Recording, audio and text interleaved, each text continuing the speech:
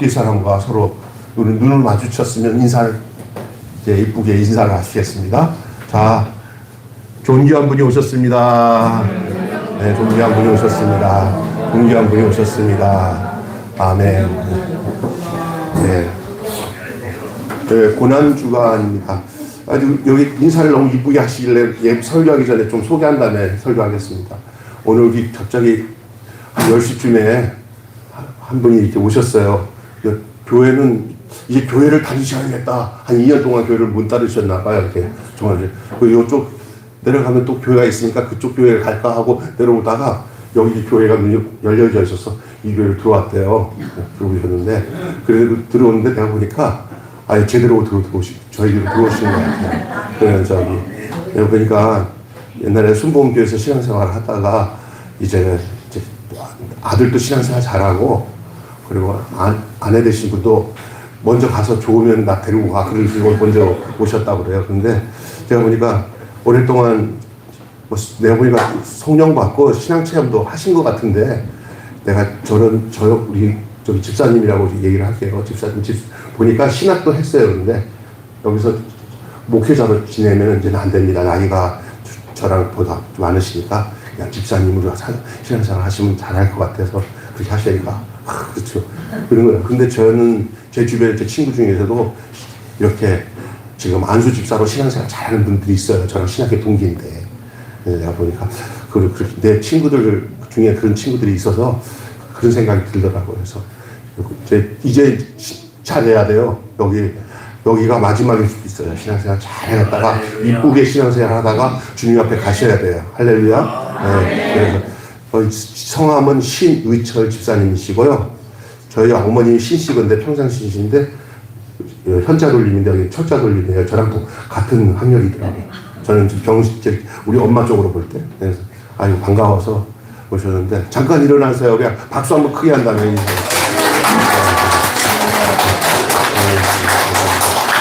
내가 보니까 인사를 너무나 막 이러면서 잘하길래 이건 괜히 좀 요즘에 너무 오자마자 이런 사람 좀 이상한 사람이 많거든요. 그래가지고 또 이상한 사람이라고 생각할까봐. 그리고 이렇게 이제 멀쩡하시잖아요. 이런 분들이 신앙생활 했다가 어느 교회 가면요. 하도 이상한 사람들이 많아가지고 이렇게 그죠? 네? 신천지에서 오셨습니까? 그죠? 그런 사람들이 많아요. 그런데 제가 그런 분은 아닌 것 같아서 이렇게 제가 먼저 소개를 드리는 거예요. 이렇게 하시고 우리 이익선 장로님이 사시는 동네 사시는 것 같더라고요. 그래서 그렇습니다. 오늘은 제목이 새로운 생명 탄생과 새로운 제자 출현이라는 긴 설교 제목을 지금 오늘 주보에는 간단하게 새로운 생명과 제자 이런 제목으로 여러분과 은혜를 좀 나누기 원합니다. 좀 긴 본문이지만 아주 요점적으로 여러분이 아는 내용이기 때문에 길게 설명을 안 하면서 오늘 전해야 될 말씀을 좀 전하겠습니다. 유월절 전날 예수께서 십자가에서 물과 피를 흘리셨어요. 이 오늘 본문에서 나오는 내용 중에 가장 핵심적인 내용이 예수님의 허리에 창이 찔려서 물과 피가 흘렀다는 것이 굉장히 중요한 내용이에요. 여러분 요한복음은 요한일서를 쓴 요한이 같이 쓴 거거든요. 요한일서 5장 말씀 잠깐 제가 읽어드릴게요. 요한이 어떻게 얘기하고 있냐면 요한일서 5장 몇 절이냐면은 6절 5장 6절에 읽어드릴게요. 이는 물과 피로 임하신 이시니 곧 예수 그리스도시라. 물로만 아니라 물과 피로 임하셨고 증언하는 이가 성령이시니 성령은 진리다. 증언하시는 이가 셋이니 성령과 물과 피라. 또한 이 셋은 합하여 하나니라. 만일 우리가 사람의 증언을 받을진대 하나님의 증거는 더욱 크도다. 하나님의 증거는 이것이니 그의 아들에 대하여 증언하는 것이다. 예수님을 이 요한은 표현하기를 물과 피라고 그랬어요. 근데 오늘 이 예수님이 십자가에서 지금 창에 찔려서 허리에서 물과 피를 흘렸다 하는 것을 이 나중에 요한 1서의 내용에서는 예수님을 물과 피로, 근데 거기다 한 번 더 얘기하죠. 성령. 그래서 따라서 성령, 물과 피, 요 셋이 하나라는 거예요. 그분이 누구예요? 예수님이에요. 그리고 우리가 예수를 영접하게 되면 예수님이 안에 성령과 물과 피가 예수인 것처럼 우리 안에도 이 세 가지 요소가 함께 있는 겁니다. 이걸 기억하셔야 됩니다. 그래서 첫 번째 유월절 어린 양의 피를 문설주에 바르고 구약 얘기하는 거예요. 지금 그 유월절 출애굽 때 유월절 밤 양의 피를 문설주 바르고 임방에다 바르고 문설주에 바르잖아요.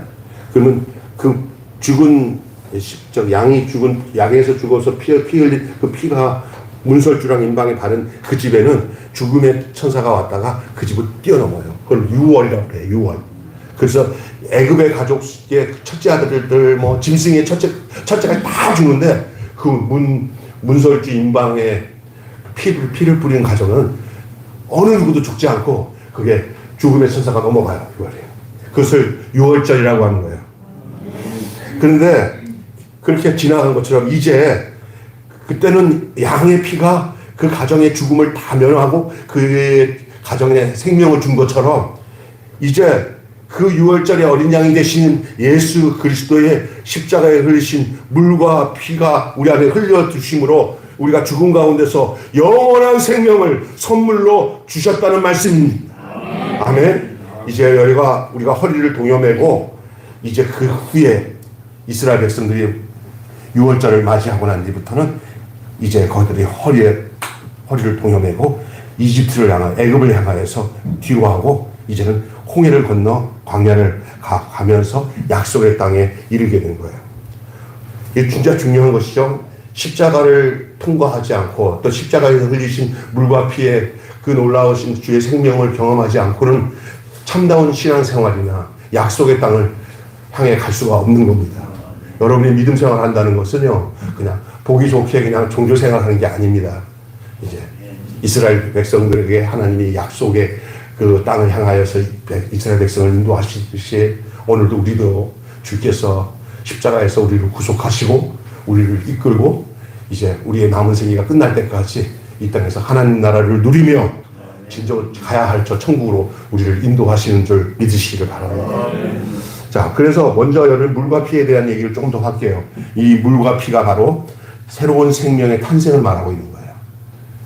따라서 피와 물은 새로운 생명의 탄생이다. 박 목사님 뒤에 넘겨주세요. 그 다음에 병사들이 예수님의 옆구리를 창으로 찔러 피와 물이 흘러나왔잖아요. 지난주에는 제가 먼저 죽었기 때문에 다른 그 옆에 양쪽에 있던 강도들은 다리를 꺾어요. 다리를 꺾어서 죽었다는 거 표시를 해요. 그런데 예수님은 딱 보니까 안 죽었어요. 완전히 돌아가셨어요. 그래서 대신 뭘 하냐면 창으로 옆구리를 찌르니까 이 옆구리 안에서 물과 피가 쏟아져 나오는데 어떻게 피가 쏟아져 나오는데 물이 쏟아지냐면 사람이 굉장히 힘들고 어렵게 고통을 당하면요. 이 안에 내장에 물이 고인데. 예수님은 그냥 창에 한번 찔자마자 여기서 막 온몸에 있는 물과 피가 다 쏟아져 내려오는 거예요. 그때 내려온 이 땅에 흘러진 이 물과 피가 오늘 우리의 심령 위에 부어진 줄로 믿습니다. 아멘. 그래서 이 물과 피에 대한 얘기를 이미 요한은 그 니고데모라는 사람이 요한복음 3장에 밤중에 예수님을 찾아와요. 그래갖고 그 예수님께 물어봅니다. 사람이 어떻게 영생을 얻냐?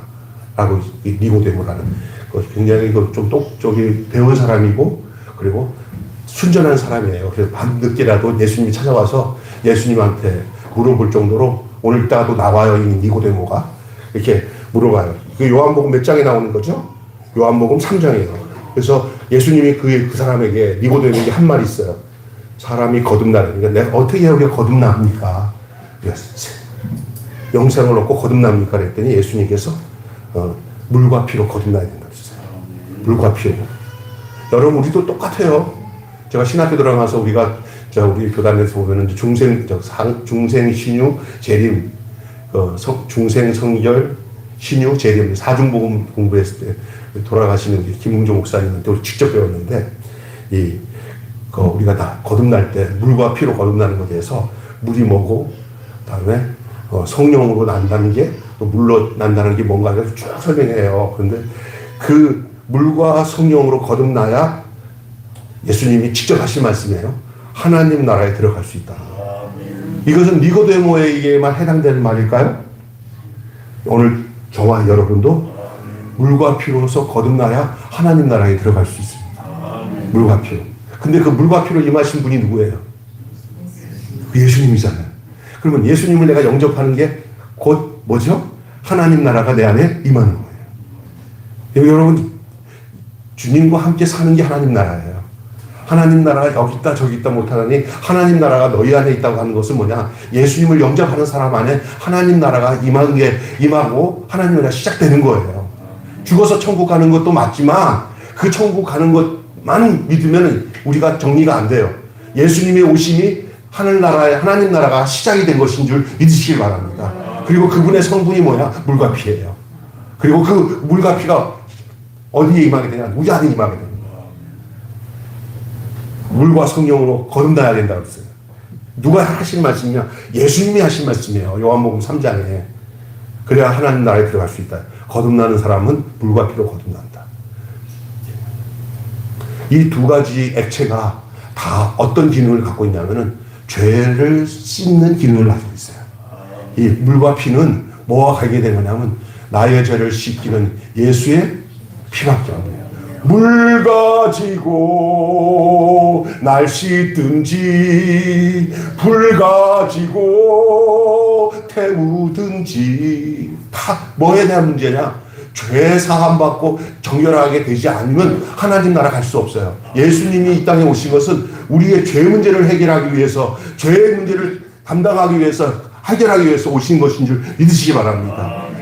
그 안에 물과 피. 그리고 요한에 있어서는 물과 피로 임하신 자니 그랬습니다. 예수님이. 그리고 물과 피로 거듭나지 아니하면 하나님 나라를 갈 수가 없는다. 니고데모에게. 니고데모가 뭐라 그러냐면, 내가 어떻게 이렇게 등치가 큰데 엄마 뭐 뱃속에 다시 들어갔다 나와야 됩니까? 이거 얼마나 어리석어요. 이해했잖아요. 거듭나지 못하면 이런 말 할 수 있어요. 이 사람은 굉장히 똑똑한 사람이고요. 뭐 학자예요. 그런데 아주 다시 물어보는 게 얼마나 유치합니까? 이만한 나이에 엄마 뱃속에 들어가려면 엄마 뱃속에 어떻게 들어가겠습니까? 여자 생식기에 그 몸이 들어갈 수 있겠어요? 그 몸으로? 못 들어가잖아요. 그럼 어떻게 해요? 그러니까 예수님 뭐라고 하는지 알았어요? 이것은 육으로 나는 게 아니다. 육으로 난 것은 육이고 영으로 난 것은 영이니, 그렇잖아요? 그래서 이것은 영적 출생이에요. 하나님은 영이십니다. 우리가 육신의 부모로 나는 게 아니라 하나님의 자녀로 낳는 거예요. 하나님의 자녀가 되는 거예요. 영접하는 자, 곧 그 이름이 믿는 자들은 하나님의 자녀가 되는 권세를 주셨으니 이는 혈통으로나 육정으로나 사람의 뜻으로 나지 아니하고 하나님께로부터 난 자들이니라. 아멘. 그래서 요한복음에 나오는 내용이야 다 이게 지금요. 또 수가성 여인도 그렇잖아요. 수가성 여인, 또 요한복음에 나오잖아요. 수가성 여인이 우물가의 여인처럼 남구에 있는 우물가가 나오잖아요. 예수님이 뭘 달라고 합니까? 여인에게 물 좀 달라고 하니까, 아니 당신이 유대인으로서 어떻게 사마리아 나에게 물을 달라고 하십니까? 이건 안 되지 않습니까? 근데 네가 나를 알았으면, 그래서 예수님이 이제 계속 이제 뭐라고 하냐면, 진짜 너희 목마르지 않게 하시다. 영원한 생수를 준다 그러니까 이 자매가 나중에 깨달아요. 나중에는 이분이 메시아라는 걸 알아요. 그리고 완전히 변화된 모습을 가지고 자기 그 밑에 동네에 가서 내가 메시아를 만났다고 수많은 사람들을 예수님께 오게 하죠. 그 사람은 이제는 막 숨어서 지내고 그러지 않아요. 아주 떳떳해요. 이 물을 마시면 죄사함의 감격과 용서받은 그 기쁨으로 가지고 자기를 응응하게 숨어서 죄책감에 사로잡히고 살지 않고 떳떳하게 예수를 증거하며 새로운 삶으로 살게 하는 놀라운 역사가 이 주님이 주는 생수 안에 있는 줄 믿습니다. 아멘. 그래서 주님께서 주시는 물을 마셔야 영원히 목마르지 아니하리라. 이 물을 마시면 산다. 생수를 내가 너에게 주리라. 생수를 구했으리라. 이렇게 말씀하고, 그 다음에 바로 나오는 내용들이 뭐냐면 초막절 마지막 날에 하시는 말씀을 얘기하고잖아요. 그 7장, 요한복음 7장 37절에 누구든지 목마르거든 내게로 와서 마셔라. 나를 믿는 자는 그 배에서 생수의 강이 흘러나리라. 이는 저희들의 받을 성령을 가리킴이라. 할렐루야. 여러분, 초막절 마지막에 하신 이 누구든지 목마르거든 내게로 와. 이 여자는 진짜 목마른 여자였어요. 남편을 5명이나, 남편도, 지금 있는 남편도 진짜 남편이 아니야. 그러니까 얼마나 인생의 삶이 얼마나 이 갈증이 심한 여자야. 만족함이 없어요. 이 세상 살면서 만족함이 없어요. 여러분, 예수 만나기 전까지는요, 이 세상에서 만족하는 것 같은데 그 만족하지 않아요. 예수 만나고 난 뒤에 제대로 만나고 나면은 이제 진짜 인생이 뭔지를 알아요. 삶, 만족이 와요. 사람을 보고 세상을 봐도 만족함이 없지만 나의 하나님 그분을 뵐 때 나는 만족하겠네. 할렐루야. 여러분, 목마르지 않을 거라고. 이 물을 마시는 자는 목마르지 않을 거라. 그 다음에 누구든지 목마르거든 누구에게 오라는 거예요? 예수님, 내게로 오라. 누구의 초청이에요? 예수님 여러분 초청합니다. 나에게 오면 너무 목마르지 않아. 근데 누구든지 나에게 오라고 하신 예수님 초청에 응해요, 안 응해요? 안 응하고 해서 목마르다는 사람들이 많아요.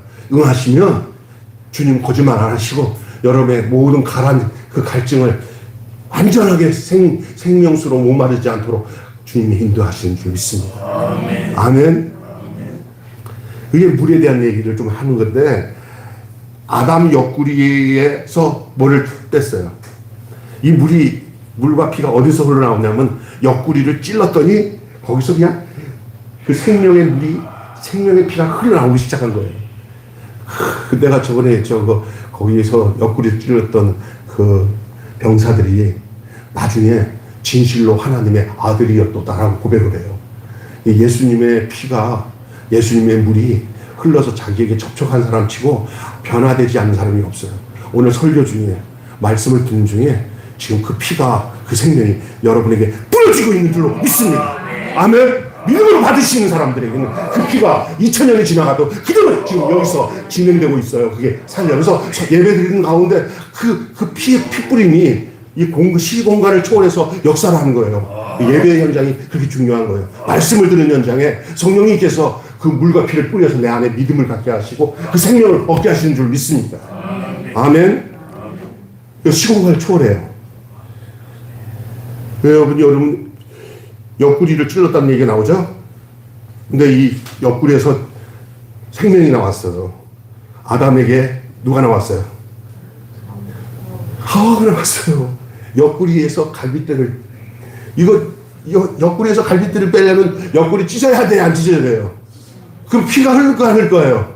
하나님이 먼저 창세기에 이 생명을, 여자를 주시기 위해서, 아담에게 여자를 주기 위해서, 아내를 주기 위해서 피 뿌려 거기서 뼈를 하나 끄집어내가지고 만들었으니, 하나님이 벌써 이게 미리미리 하나님이 시청각으로 예언해 주신 거예요. 우리에게 알려주신 거예요.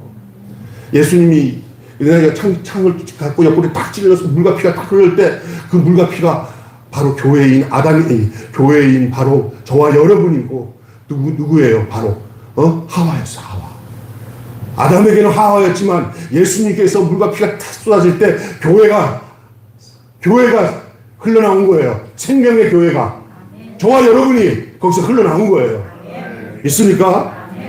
갈빗뼈를 취해서 아담을 만드셨던 하나님의 창조의 섭리를 생각해 보시기를 바랍니다. 아담의 옆구리로부터 삶의 동반자가 나왔듯이 예수님의 옆구리를 통해서 새로운 생명이 탄생하는, 이 상징하는 그 피와 물이 쏟아져 내려왔다는 사실을 여러분 기억하시기 바랍니다. 이거 목사님 하도 잘 엮어서 묶어서 얘기하시네, 이렇게 생각하지 마세요. 이 교회의 이 영광스러움이 뭔지 아세요? 이 교회 생명이에요. 교회와 예수님은 동질이에요. 당신 예수에게부터 흘러나온 게 교회예요. 그 교회 안에 누가 있어요? 저와 여러분이 있어요. 아멘? 우리가 없이 교회가 어떻게 생겼어요? 우리가 바로 교회인데. 근데 그 존재가 뭐야? 예수님께서 흘러나온 물과 피예요. 교회 안에 물과 피가 흐르는 줄 믿습니다. 여러분 안에 물과 피가 흐르는 줄 믿습니다. 누가 부어주신 거예요?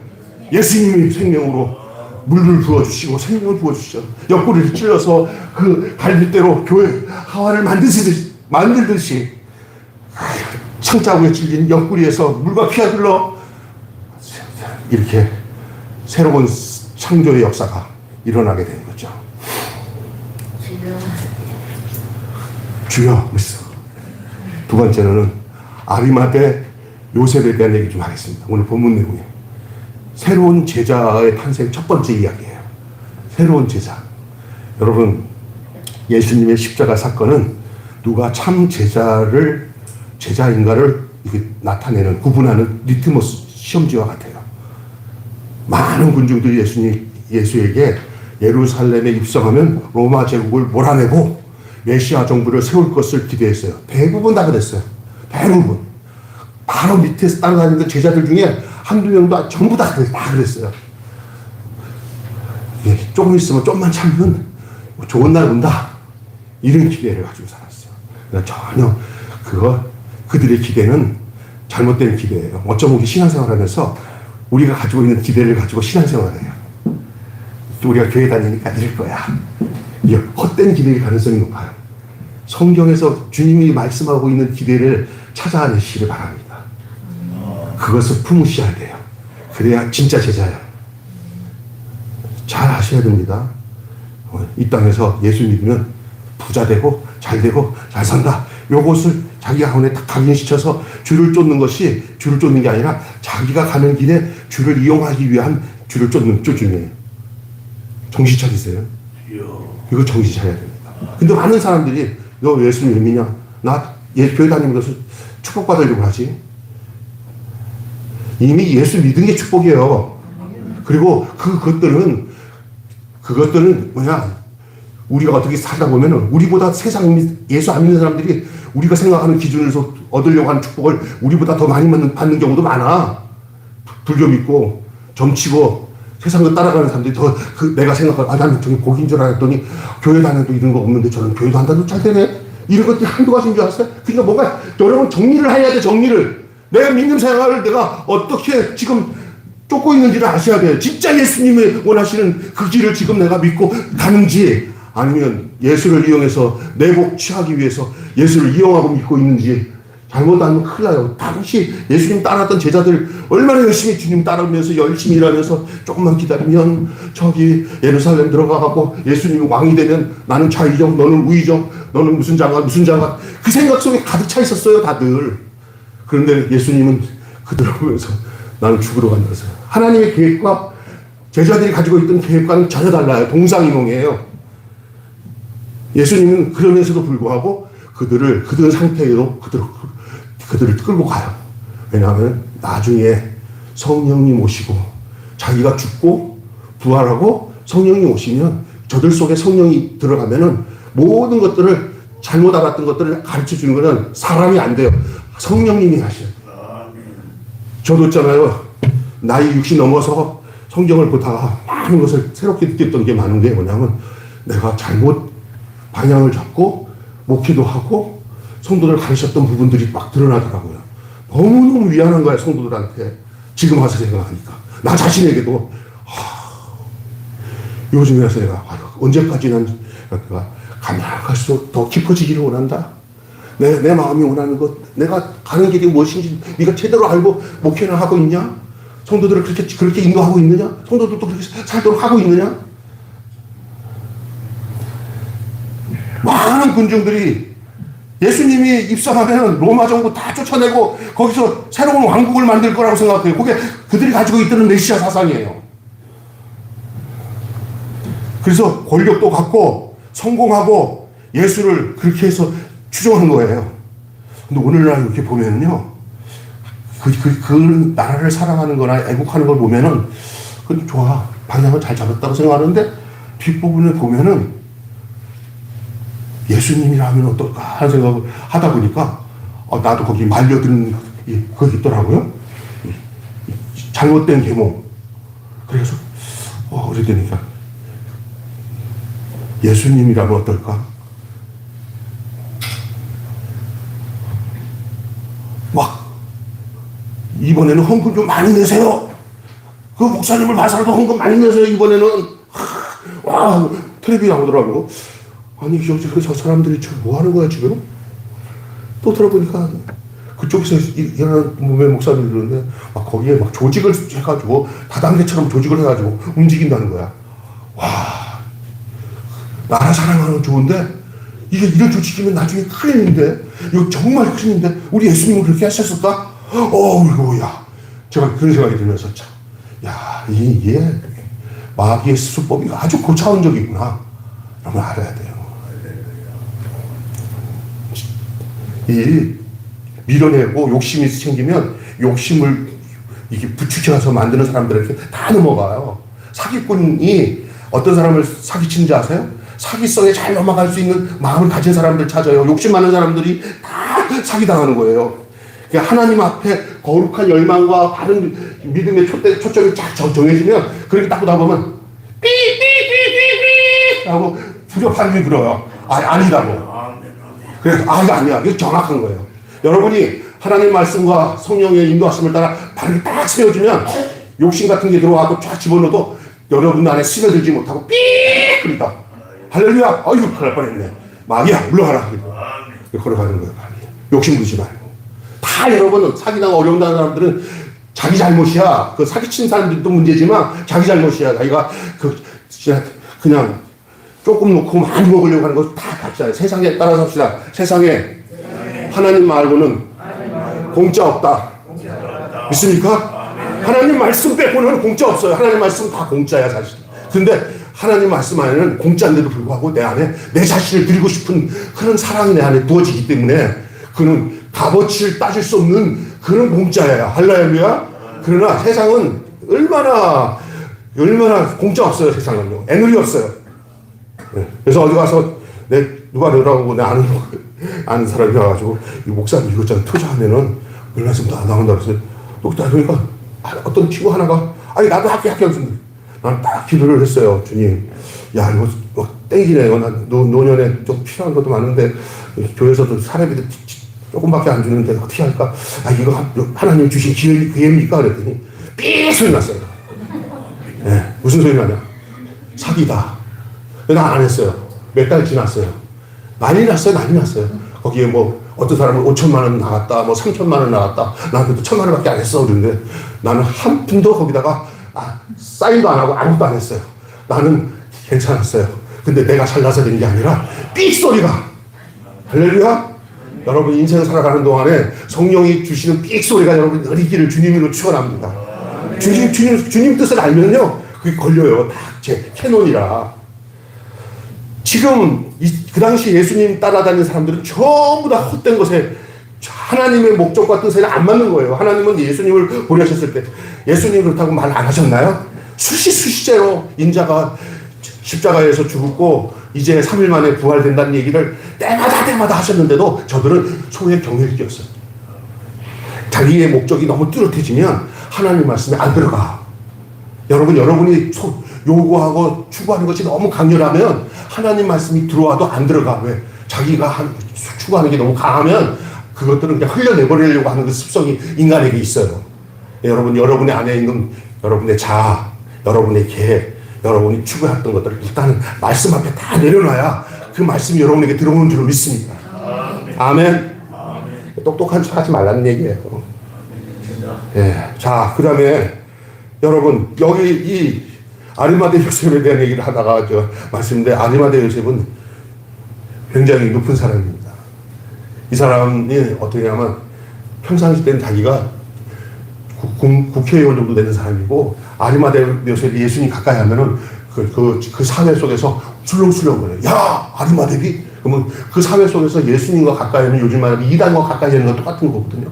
그러면 그 여러 가지로 제약이 되니까 예수님마저도 아리마대 요셉의 위치에서 예수님 따른다는 것이 어렵다는 걸 알고 계셨기 때문에 예수님은 저 사람은 저 사람대로 하나님께서 쓸 때가 있음을 알고 가만히 기다려 주셨어요. 할렐루야.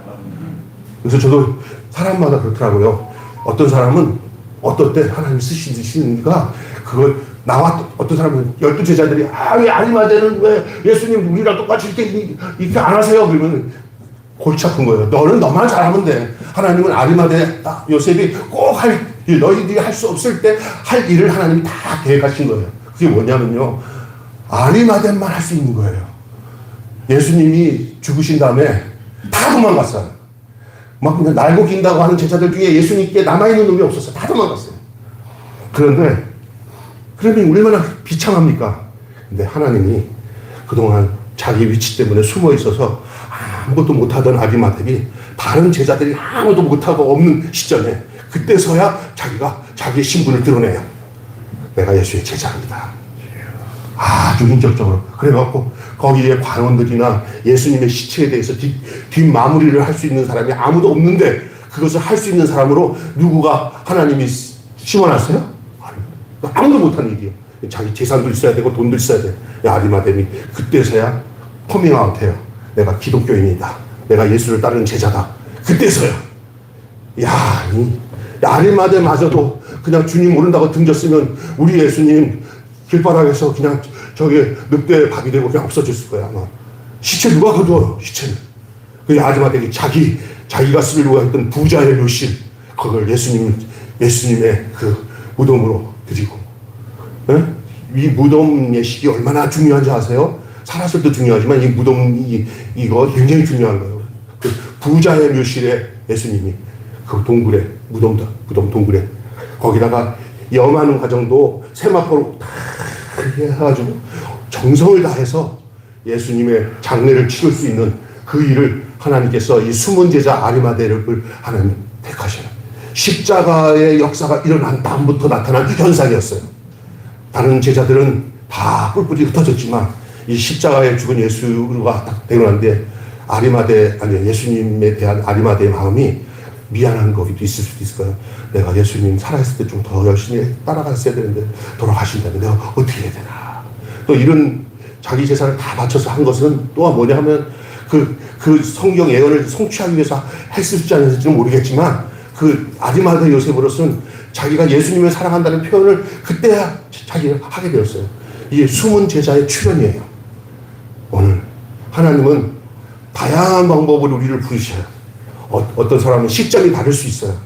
아리마대를 보면은 예수님의 기다림이 요때구나 이게 볼 수가 있어요. 다 체포하고 막 죽이려고 하니까 도망갔지만 아리마대는 도리어 정반대의 길을 걷습니다. 이전까지만 해도 유대인들이 두려워서 제자됨을 숨기고 살았던 사람이었습니다. 그런 이 비겁한 자가 어찌 예수님의 십자가를 달라고 할 수 있어요? 십자가의 은혜가 그에게 임했기 때문인 줄 믿습니다. 그리고 난 뒤에 그가 시신을 달라고 요청을 해요. 그 관원들에게. 근데 아리마대 요셉이 그만한 권력을 하나님이 가지고 있었기 때문에 가능하지. 예수님 누가 와서 달라고 하면 죽겠어요? 이게 공직에 있었고 요즘 같은 건 국회의원이에요. 그러니까 무슨 일입니까? 죽은 예수 시체 나한테 넘겨주면 내가 정리할 테니까. 자기들도 고마운 거지 또. 예수님이 걷어서 자기가 준비해놨던 새 무덤에다가 예수님을 안치하는 이게 굉장히 중요한 일입니다. 이게 새 제자의 출현이에요. 예수님이 십자가로 말미암아 새 제자의 출현. 첫째, 따라와서 아리마대 요셉. 어쩌면 우리의 삶에 일반 12제자들처럼 쓰임받는 사람도 있지만 때로는 아리마대처럼 주님의 제자로 쓰임받을 수 있다는 사실을 여러분 기억하시기를 바랍니다. 아멘. 아리마대는 자기가 갖고 있는 위치가 아주 하나님이 유용하게 쓰신 거예요. 우리가 세상에서 어떤 무슨 돈 벌면서 부자 되고 하는 것들이 다 나쁜 건 아니에요. 때 되면 하나님이 믿음을 주셔서 그것을 그 일에 감당하도록 하나님이 허락하실 때가 올 수도 있다는 사실을 기억하시기 바랍니다. 우리 예수님도 그렇게 했어요. 자, 두 번째 제자 출연했어요. 아까 전에 얘기했던 사람입니다. 따라서 하십니다. 니고데모. 네, 이 사람도 아리마대 못지않게 그 당시에 유명한 유대인의 관원이에요. 그러니까 여러분 일이 있더라고요. 무지하게 가난한 사람만 예수 잘 믿는 게 아니에요.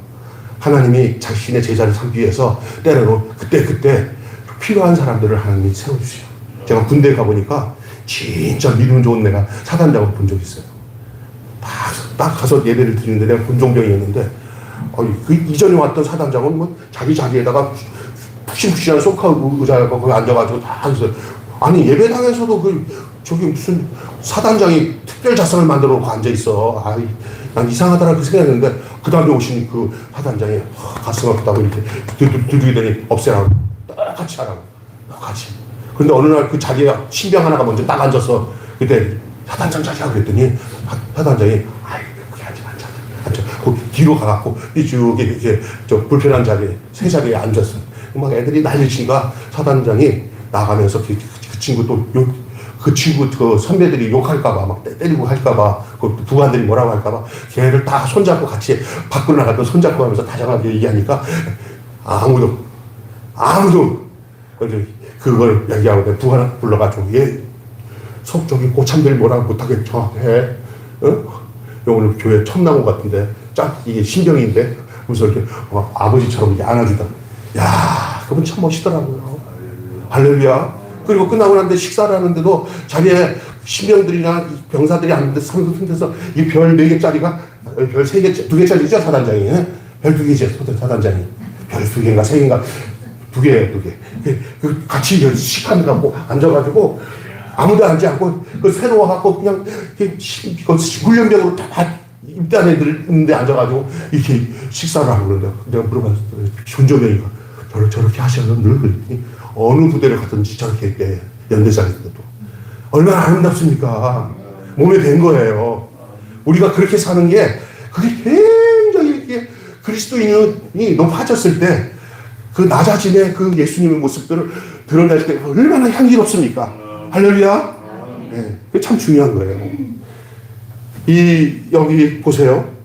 이 니고데모가 이 십자가 사건을 기점으로 그때서야 이 십자가가 되죠.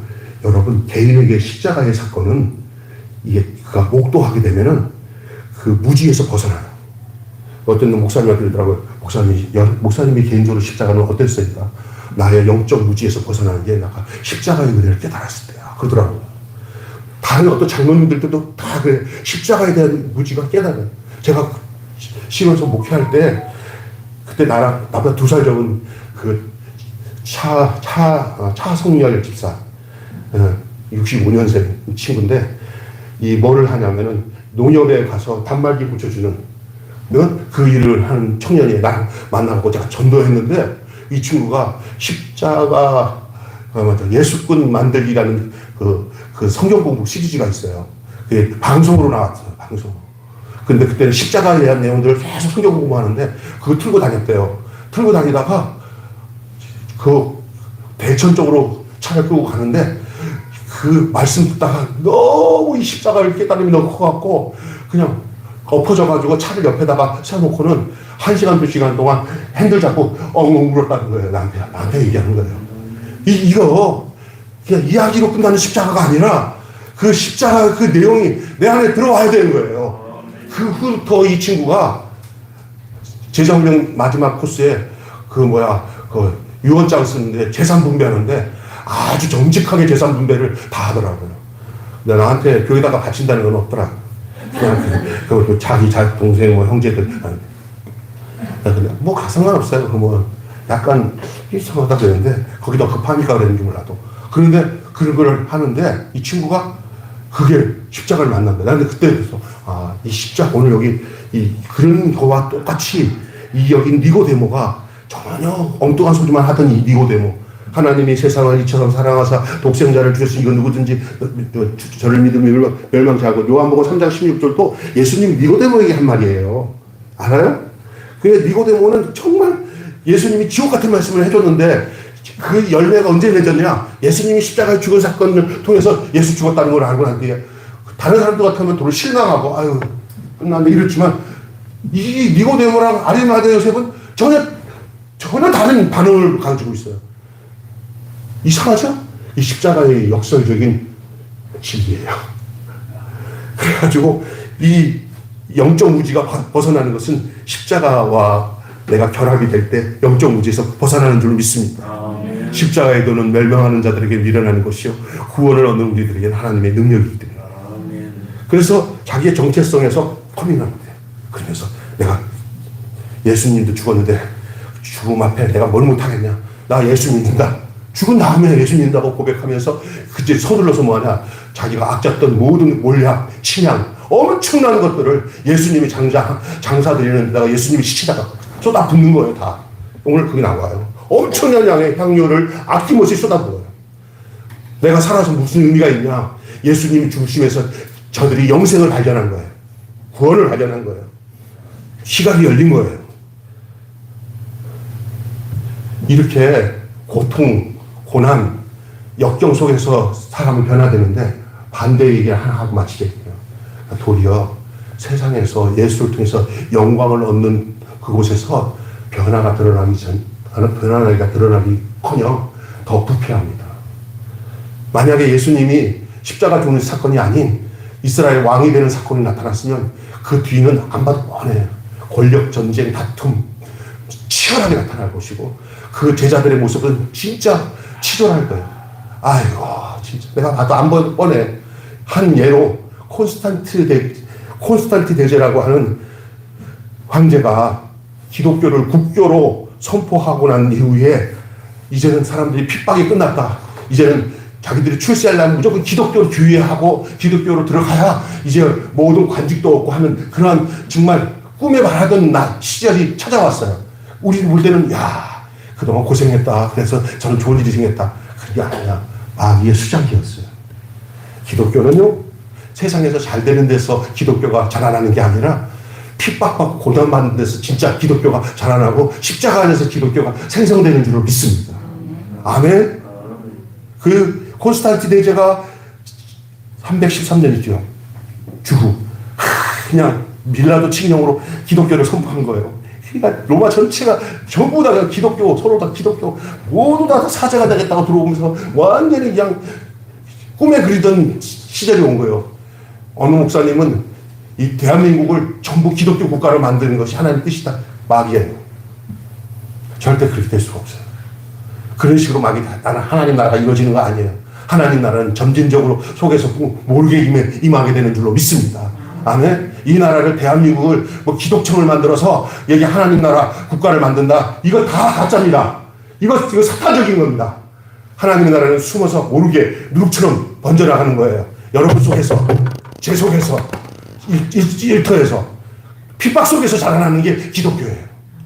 저는 그래서 이 콘스탄티 대제의 313년에 기독교 칙령 이후에, 밀라도 칙령 이후에 기독교가 더 되는 것 같았다가 나중에 보니까 그게 기독교가 망하는 길이었어요. 여러분 잘 기억하셔요. 이런 것을 통해서 볼 때 기독교로 몰려 들어와갖고 공직 진출, 사업전 번창, 황제로부터의 인정, 성공 등 교회로 몰려들기 시작했어요. 우리나라도 언제 기독교가 부패되긴지 아세요? 막 교회가 엄청나게 큰 교회를 막 세워지면서 우죽순 세워지고 교회가 막 성장한다, 부흥한다는데 그게 하나님이 원하는 목적으로 교회가 성장된 게 아니었어요. 지금 보니까. 정신 차려야 됩니다. 저 같은 사람들은 이게 저주받은 사람에 속해요. 이 지하에서 15년 동안 목회했으니까. 그들의 눈에 볼 때는. 근데 하나님의 눈에는 반대라고 저는 믿습니다. 아멘 좀 하세요. 그냥. 정말이에요. 그렇게 생각하면 진짜 그렇죠. 저도 그렇게 생각하고 내 자신을 굉장히 자책하면서 아유 게을러 빠져서 목회를 제대로 못하고 이랬었는데 아니더라고요. 이렇게 쉴 때 잘 쉬었기 때문에 죽지 않고 살았어요. 그냥 욕심 부리고 하다가 그냥 죽어요. 그러니까 잘 쉬어야겠더라고요. 근데 여러분 잘 들어보세요. 그런데 지금 얘기하려고 그러는 거예요. 지금 한국 개신교 숫자들이 줄어들어요. 조금 더 하면 교회가 노골적으로 핍박받을 겁니다. 여러분 정확합니다. 그걸로 가고 있어요. 지금 각오하세요. 여러분 하나님의 성공이 이루어질 때 믿음이 있습니다. 지금 기독교를 핍박하는 정권이 들어서 이를 온다는 걸 기대하는 건 아니지만 이때가 기독교가 진짜 기독교가 될 수 있는 기회가 오는 거라고 생각해도 제가 전한 내용이 틀린 얘기가 아닐 수도 있어요. 아멘? 겁내지 마세요. 이전에도 도와주셨던 주님이 믿음으로 사는 사람들 어느 십자가의 핍박이 와도 주님이 지켜주실 줄 믿습니다. 개인의 믿음도 있잖아요. 잘 나갈 때 오는 믿음은 가짜 믿음이 많아요. 정말 그냥 죽을 것 같은 그때가 진짜 주님을 만나는 믿음의 시간이 될 수가 있어요. 할렐루야. 우리 한국교회를 이제 고난의 자리로 초청하시는 하나님의 뜻이 담겨 있음을 알기 때문에요. 사업과 성공을 위해 교회에 찾아온 사람들이 교회가 고난의 자리에 머금으로서 인해서 떠나가기도 할 것이고요. 예수를 위해서, 하나님 나라를 위해서 자기네 삶을 헌신할 사람들이 드러나는 기회가 이때 나타난다는 거예요. 누구처럼? 니고데모처럼, 아리마데우스처럼 생각지 않은 사람들의 커밍아웃이, 다시 말해서 우리가 기독교인이 되겠습니다. 떠나간 사람들은 어떤 사람들이야? 주님 곁에서 진짜 죽자사자 하던 사람들은 아이고 해봤다 힘들어 떠나지만, 뒤늦게 온 사람들은 전혀 안 있는 삶인데 이 진짜가 돼가지고 우리의 개념이 싹 달라지는 그런 현실을 보게 될 겁니다. 여러분, 예수님의 고난은 죽음을 넘어 생명을 잉태하는 순간입니다.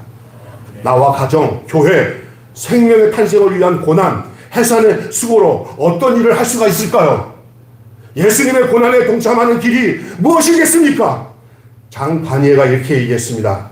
생명이 예수님의 찢긴 옆구리에서 흘러나오듯이 예수님의 이름으로 고난받은 이들, 다시 말해서 그들의 찢긴 가슴과 옆구리에서 생명이 흘러나올 것이라고. 아멘. 오늘 여러분 걱정하지 마세요. 와, 요즘에 나도 듣고 아유 큰일 났다. 우리 기독교인들이 어떻게 방법을 써야지. 쓸 거 하나도 없어요. 그냥 당하세요. 십자가 붙잡고 당하시면 주님이 십자가로 승리하게 하실 줄 믿습니다. 그냥 막 같이 나가고 막 이거 막 싸워서 뭐 하자. 아니요. 그렇게 하면 우리가 말려드는 거예요. 사탄에게 말려드는 거예요. 아멘. 사탄에게 말려들지 않아야 되는 거예요. 주님 가시는 길이 승리의 길이에요. 주님 가시는 길이 승리의 길이에요. 아, 이게 아멘을 하나씩까? 못 알아들었나? 기도하겠습니다.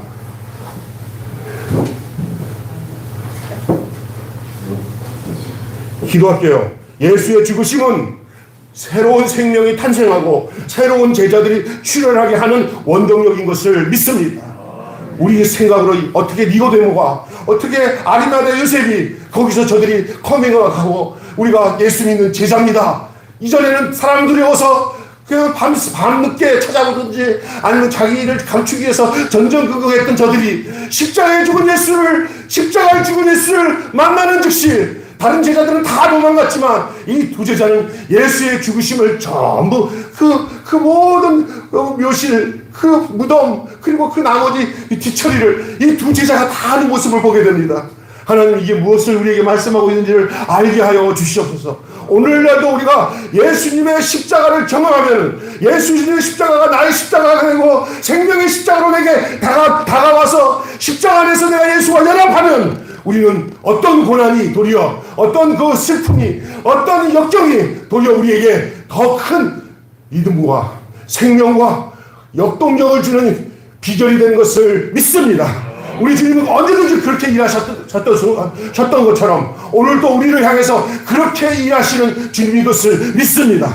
하나님 아버지, 우리에게 뒤로 물러서는 믿음을 갖지 않게 하시고 도리어 위기와 고통과 십자가의 고통이 찾아올 때 이것이 진검승부의 지름길인 것을 알게 하여 주시옵소서. 우리 주 예수 그리스도 이름으로 기도하옵나이다. 아멘.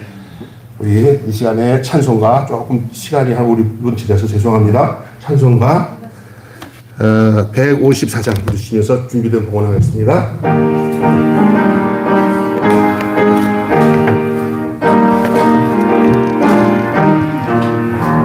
생명의 주여 멸류관 받으시옵소서.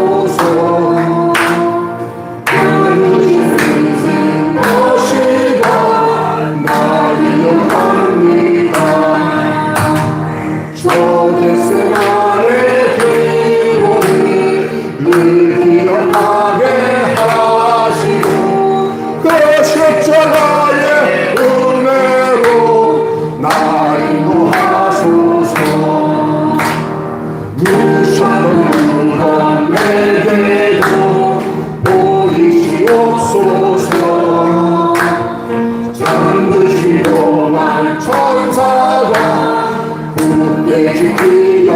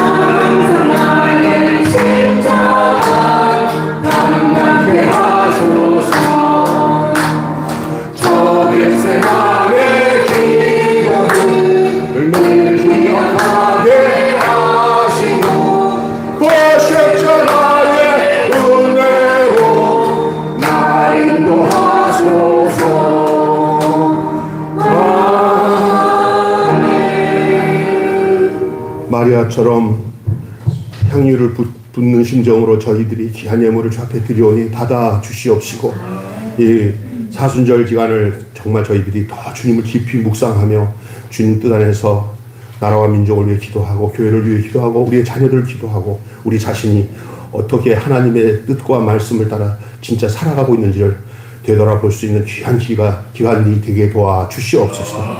주님 축복하셔서 교회를 통해서 주님의 거룩한 일을 하는데 부족함이 없도록 축복하여 주옵소서. 우리 주 예수 그리스도 이름으로 간절히 봉헌하며 기도하옵나이다. 아멘.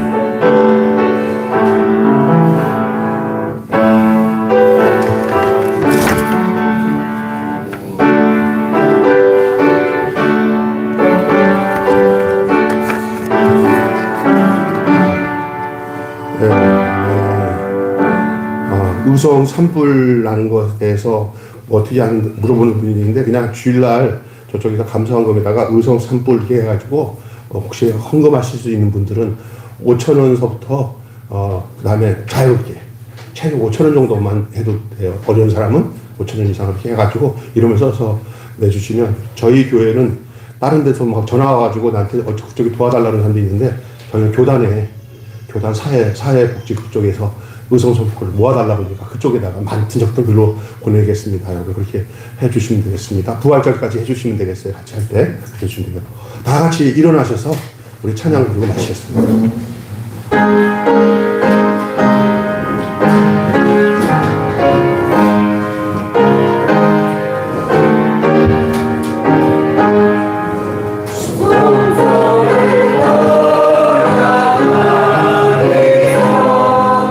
머리를 숙일 때 주께서 함께 계시고 동네 곁으소서. 집으로 돌아가는 길 주동행하시고 내 모든 언행 신사를 다 지켜주소서. 거룩한 날이 다가고 저녁이 되도록 주의 맘에 빛되사 늘 계시옵소서.